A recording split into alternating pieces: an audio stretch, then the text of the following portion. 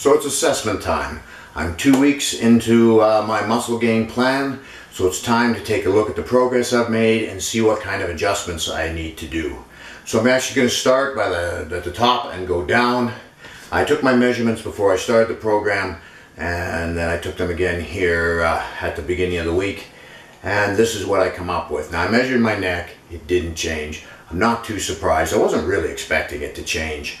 I figured it would stay the same, but as we go down to my shoulders, I was very happy with a 3/4 inch increase, and then I hit my chest, 1.5 inch increase. I was hugely impressed with that, but it made me think that maybe I was a little carbohydrate depleted. If you followed my other 2 videos, you know that I've had a very low carb, high protein diet coming into this, and actually I've been doing that for a couple of years now. And I'm thinking that because those are fast gains, more than I think I would normally expect to have, and so I'm thinking that maybe possibly I was just a little glycogen starved, and with the extra carbs it just really filled up my muscles. So either way, very happy because I got a good increase in size. I actually got 1/2 inch on my arms. Now you come down to the waist, I got 1.5 inch gain on there too, so like from here to here I'm 1/2 inch bigger, 1.5 inch bigger, sorry. So I'm staying symmetrical, but yeah, that's a fair bit to gain. You come down to my hips, I actually gained 3/4 inch on my hips. I didn't really expect to gain there either. Didn't think I was going to get a bigger booty out of this, so squats must be working a little bit. But then when you go down to my thighs, they didn't change at all. That was disappointing to me. So I'm going to go and take a fresh look at my leg workout, make some adjustments, and see what I can do to get some response there.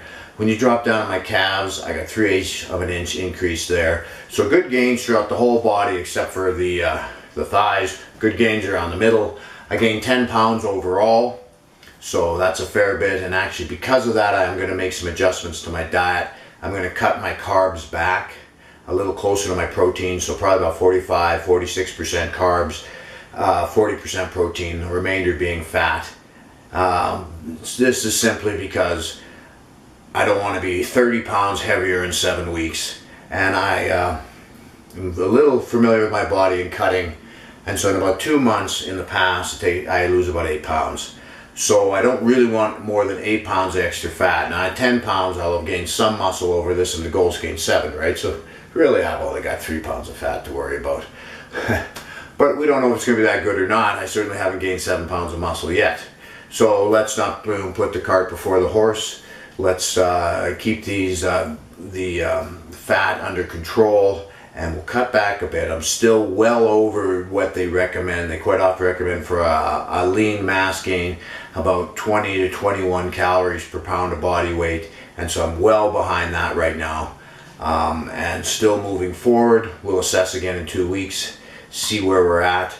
Now one of the things I was thinking about here is, okay, that's what I decided to do with this. But let's say, for example, I got all my gains, but my waist got smaller. Then what I'd do? Well, I would probably increase my diet by about 500 calories. I would stick with the original program where about 50% of my calories were coming from carbs and about 35% from protein, and then the remainder being fats. I'd probably stick with that particular pattern though, but increase by about 500 calories. Just because I want to get the maximum advantage out of this muscle gain. I want to make sure my muscles are fully supplied with as much nutrition as possible, and if my waist is shrinking, then it means I'm pulling energy away from my existing body size, so I don't want that. Now if it stayed the same, I probably would have stayed the course for 2 weeks. Probably wouldn't have made any real changes in my diet if my waist had stayed the same. But there still is one more scenario to think about.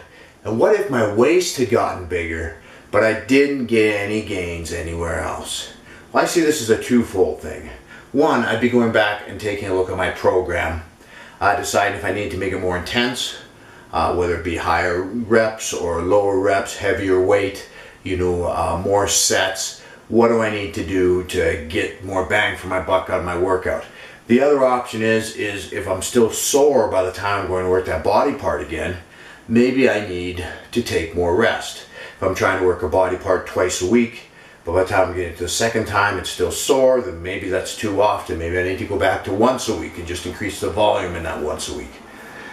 So that'd be the first thing I would look at. Now, if the gain around my waist was very small, say a 1/4 inch or half an inch, then maybe I would have looked at again increasing my diet by say another 500 calories just to see what happens. Maybe I'm just not still providing my body with enough fuel. So I'd be looking at those options there and then making a decision based on that. So I'm gonna put down, if you're just here for the first time, I'll put in the description the 2 previous vlogs that tie in with this. One's kind of an overview of my whole program. The other one's a little more diet specific. Next week we're going to start talking about the workouts I'm doing. I'm going to talk about legs last because I want to make sure I got something that's giving some results before I start telling you what I'm doing. But everything else is giving good results, so I'll probably start talking about shoulders, maybe back next week, because I'm pretty excited about both of them. Doing one little thing different with my back, and my back's a real weak point that seems to be really working and really feeling good on my back. So excited to talk about that when I get there. Of course, chest is really responding. We're seeing 1.5 inches. That's craziness. So really excited about that too. And if I can keep doing that, I'll be freaking huge. But I imagine the pace isn't going to keep going that fast. But hopefully, why not? Why not go for it, right? So then what else we got left here? Oh, I'm going to put two other links in the description, and if you followed my past ones, you may have clicked on them already, because there'll be a couple diet plans that I've used to decide how I'm going to do this diet, so you can read them, go over them, get some ideas for putting your own plan together. Otherwise, until then, keep working out, keep having fun, and we'll talk to you next week.